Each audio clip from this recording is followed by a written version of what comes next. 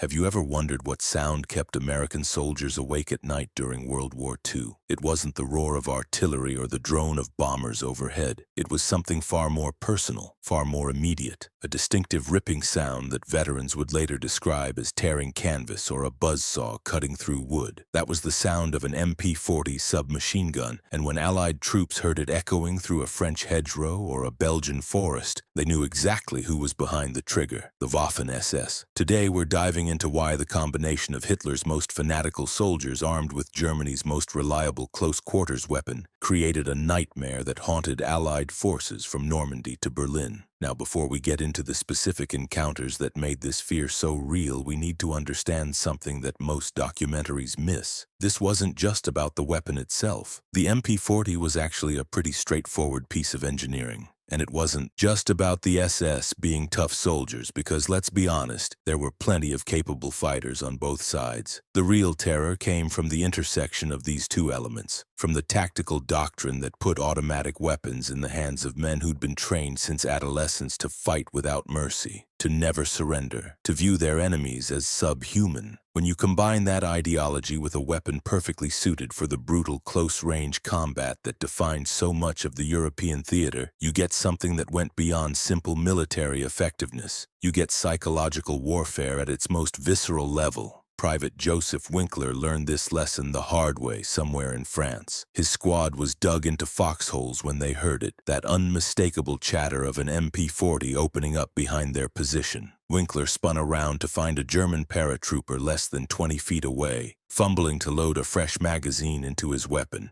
In those few seconds, Winkler managed to cut him down with his Browning automatic rifle. But his best friend, the man in the foxhole next to his, was already dead. Years later, when recounting the story, Winkler's voice would still shake when he mentioned that sound. The Schmeisser, as American GIs called it, even though that name was technically wrong. Hugo Schmeisser didn't actually design the MP40, but the nickname stuck because soldiers needed something to call the weapon that killed their friends. The story of why this particular combination became so feared actually starts years before the first shots of World War II. The Waffen-SS didn't just appear overnight as an elite fighting force. They grew out of Hitler's personal bodyguard unit in the 1920s, a small group of loyal thugs who swore absolute obedience unto death. Heinrich Himmler took this concept and scaled it up, creating what he envisioned as a military aristocracy, a force of political soldiers who embodied Nazi ideology in every action. The recruitment standards in the early days were absurdly strict. You had to be between 17 and 22 years old,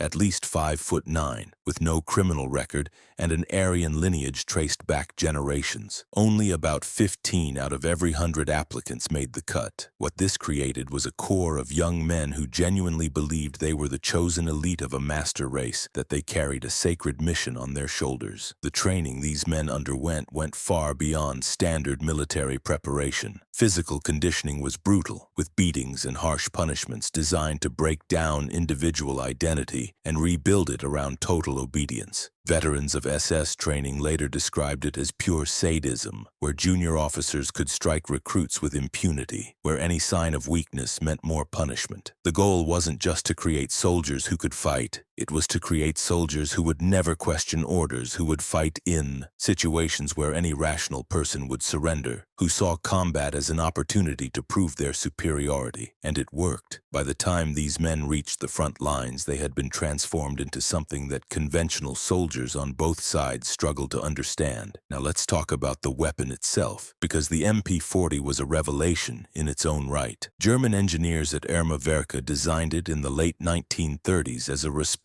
to lessons learned from the Spanish Civil War and early campaigns. What they created was elegantly simple, a blowback-operated submachine gun that fired the 9mm parabellum cartridge at around 500 to 550 rounds per minute. That might sound fast, but it was actually slower than many other submachine guns of the era, and this turned out to be an advantage. The moderate rate of fire made the weapon far more controllable, allowing trained shooters to fire short, precise bursts rather than emptying an entire magazine in seconds. The 32-round magazine gave a skilled gunner enough ammunition for sustained engagement without the weight and bulk of drum magazines. The real genius of the MP40 was in its construction. Stamped sheet metal and plastic components made it cheap and fast to produce, but more importantly, these materials and the weapon's generous tolerances meant it could take an incredible amount of abuse and keep functioning. On the frozen steppes of Russia or in the mud of Normandy, the MP40 just worked. German soldiers trusted it implicitly. The folding metal stock could collapse under the receiver, making the weapon compact enough for paratroopers and tank crews, then extend for more stable firing. At around 8 pounds fully loaded, it was light enough to carry all day but heavy enough to help control recoil. And while its effective range was only about 100 to 150 meters, that was perfectly adequate for the kind of fighting that dominated European combat. Street fighting, forest ambushes, trench clearing, these were all situations where you needed volume of fire at close range, not precision at distance. The Eastern Front was where the Waffen-SS and their MP40s first built their reputation for ferocity. Operation Barbarossa in June of 1941 threw all 6 initial SS divisions into the invasion of the Soviet Union,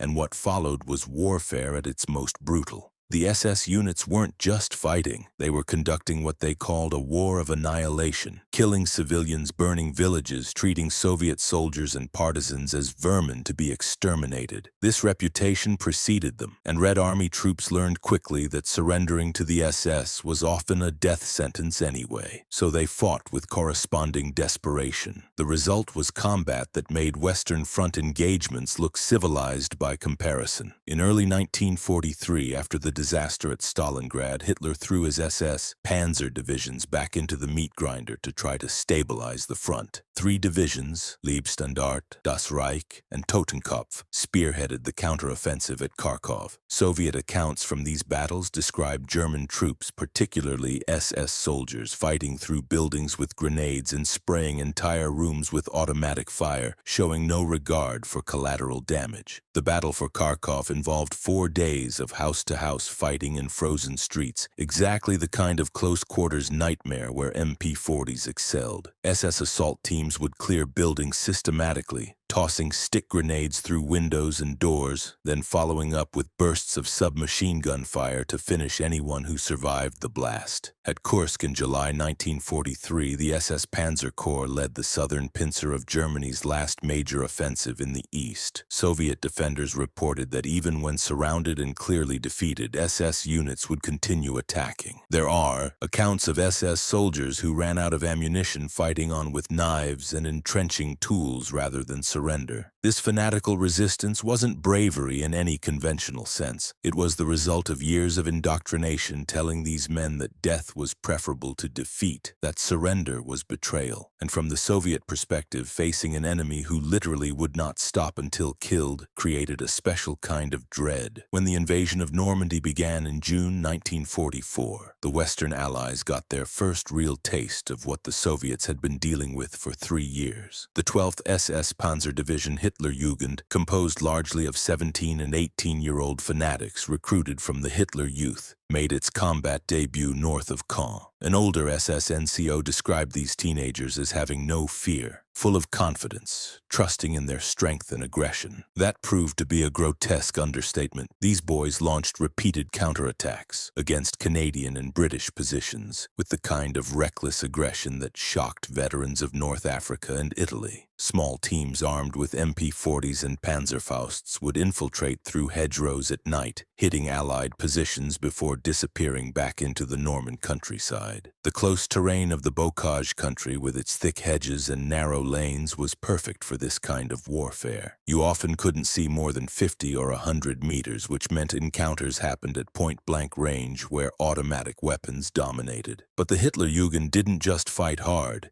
They committed atrocities that turned Allied fear into hatred. In the days following the invasion, they executed dozens of Canadian prisoners at various locations, including the Abbey Ardennes, When word spread through Canadian units that their captured comrades had been murdered, the response was predictable. Orders went out, often unofficial, that SS troops trying to surrender should be treated accordingly. The cycle of brutality fed on itself, with both sides knowing that quarter would rarely be given or accepted when SS and Allied forces clashed. The 2nd SS Panzer Division Das Reich added to this dark reputation when they massacred 642 French civilians at Oradour-sur-Glane in June 1944. American soldiers heard rumors of a village wiped off the map by SS troops, and these stories spread through the ranks. When GIs later encountered Das Reich soldiers in combat, they knew exactly what kind of men they were facing. Sergeant Robert Bondurant, captured during fighting around Mortain in August, later recalled thinking he and his fellow prisoners were about to be shot, that the SS men pulling wounded Americans from hiding were going to execute them just as they had the French civilians. In that case, the Americans survived, but the fear was absolutely real. December 1944 brought the Ardennes offensive, Hitler's last, desperate gamble in the West. SS Panzer Division spearheaded the attack through the foggy forests,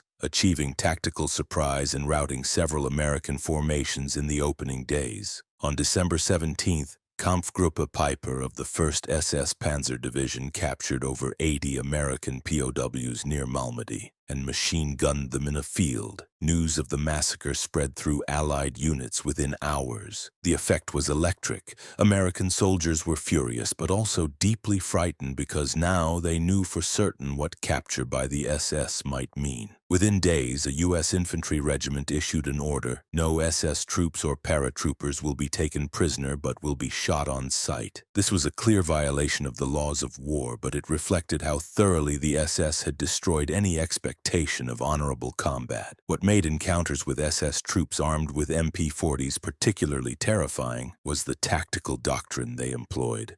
One common technique was called mowing the grass, where gunners would deliberately aim low to hit legs and knock soldiers down. Wounded men would scream, drawing medics and other soldiers trying to help, creating more targets. Another tactic involved firing tracer rounds high to make Allied troops think they were safe behind cover, while a second hidden gun fired at the actual killing height. These weren't complicated tricks, but they worked because they exploited basic human instincts to help wounded comrades and to trust that visible fire indicated where the real danger lay. In defensive positions, SS machine gunners would hold fire until Allied troops were completely exposed and committed to their advance, then open up with devastating effect. The sound of multiple MP40s firing simultaneously in a narrow street or forest path was described by survivors as overwhelming, a wall of noise and bullets that seemed impossible to advance through. Small unit actions around bunkers and strong points often came down to who could get close enough to use grenades or satchel charges, and SS defenders would continue firing until the last possible moment, sometimes until explosive charges were literally being pushed through firing ports. The weapon's reliability added to its fearsome reputation. Allied soldiers using weapons like the Sten gun knew their submachine guns could jam at the worst possible moment, but the MP40 just kept firing. In the cold, in the mud, in the dust, German gunners could count on their weapons working when they pulled the trigger. This reliability, combined with the SS's refusal to retreat or surrender, meant that assaulting an SS position often turned into a grinding battle of attrition where Allied forces needed overwhelming superiority just to dislodge defenders who might number only a handful of men. The psychological impact extended beyond the immediate combat. Allied soldiers who survived encounters with SS units armed with MP40s often described a lingering dread that never quite went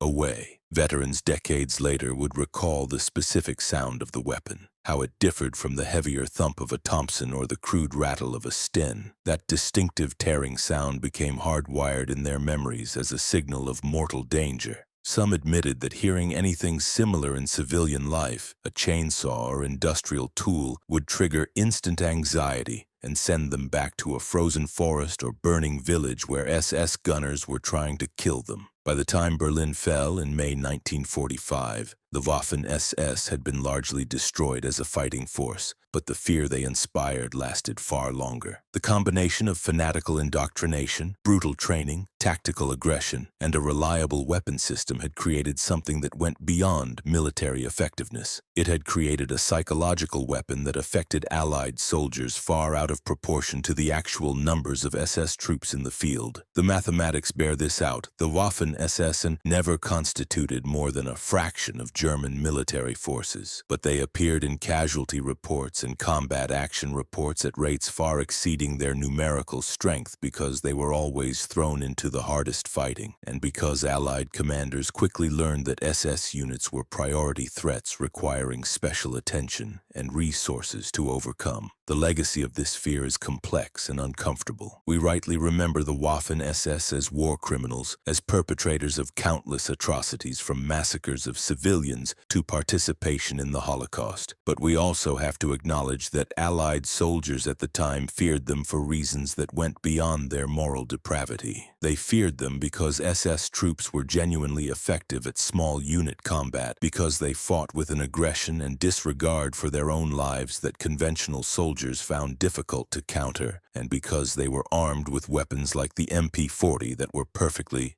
suited for the brutal close-quarters fighting that characterized so much of the European theater. The MP40 in the hands of a Wehrmacht soldier was dangerous. In the hands of an SS trooper who'd been trained since adolescence to view combat as racial warfare and surrender as betrayal, it became something that haunted Allied soldiers for the rest of their lives. That sound, that distinctive ripping sound, became the soundtrack to some of the darkest moments of the war. And the men who heard it and lived to tell about it carried that memory as a reminder of just how terrifying warfare can become when fanaticism and firepower combine.